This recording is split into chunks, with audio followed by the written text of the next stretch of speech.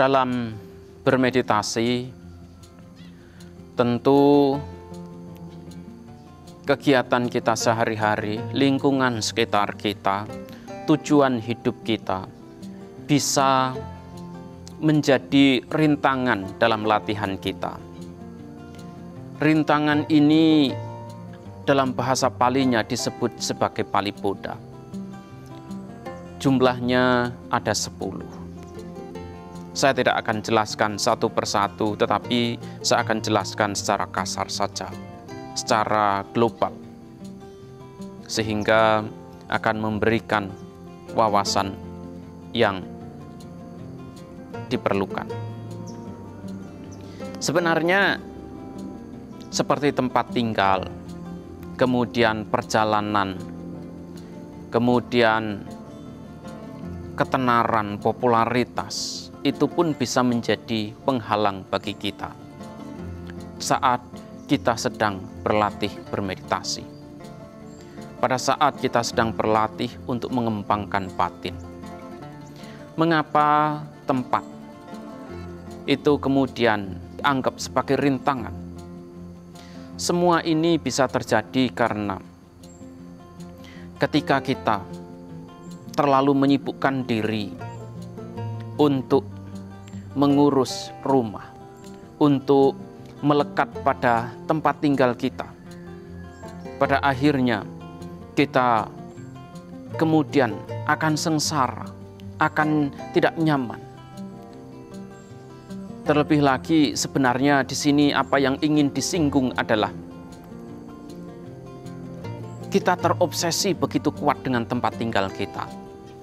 Kotor sedikit, kemudian membuat kita tidak nyaman. Kotor sedikit, kemudian membuat kita sengsara. Kotor sedikit, kemudian membuat kita sibuk seharian untuk bekerja hanya bersih-bersih rumah. Bekerja hanya untuk kepentingan rumah kita. Pada akhirnya, di situ kita merasa lelah, di situ kita merasa capek, di situ kita merasa bosan. Karena setiap hari hanya kita habiskan untuk kepentingan pembersihan rumah. Dalam psikologi ini disebut sebagai obsesi, disebut sebagai perfeksionis. Oleh karena itu, perlu dipahami bahwa ini sudah menjadi penyakit. Dan kalau sudah jadi penyakit seperti ini, kita sendirilah yang kemudian hidupnya tidak nyaman. Kita sendirilah yang hidupnya kemudian sengsara, bukan orang lain. Orang lain hanya menikmatinya, tetapi kita yang kemudian sengsara sepanjang waktu, menderita sepanjang waktu. Nah, oleh karena itu, seperti tempat tinggal, memang perlu dibersihkan, memang perlu ditata, tetapi jangan sampai kemudian menimbulkan obsesi dalam kehidupan kita. Jangan sampai kemudian tempat tinggal itu menimbulkan penderitaan dalam kehidupan kita. Kalau kita bisa bersikap demikian, tempat tinggal justru akan menjadi tempat yang paling mendukung bagi latihan kita, dimanapun tempat tinggal kita. Apakah di kota, di desa, ataukah di tengah hutan belantara. Semuanya akan nyaman. Demikian pula ketika kita terlalu sibuk memikirkan perjalanan, terlalu sibuk memikirkan pengetahuan yang perlu dikumpulkan. Kalau memang harus berjalan, berjalanlah. Kalau memang harus belajar, belajarlah. Tetapi jangan kemudian hal-hal semacam itu membuat kita terbelenggu, membuat kita terobsesi, membuat kita menderita dalam hidup ini. Demikian pula dengan keluarga, karena kita yang hidup pasti memiliki keluarga, memiliki kerabat, memiliki teman. Jangan sampai kemudian kita lupa pada mereka, tetapi mereka kita jadikan sebagai partner untuk berjuang, untuk berlatih, untuk mencapai kedamaian batin. Selain itu, ada pula hal-hal yang lain yang ada kaitannya dengan pencapaian batin atau yang disebut sebagai abinya.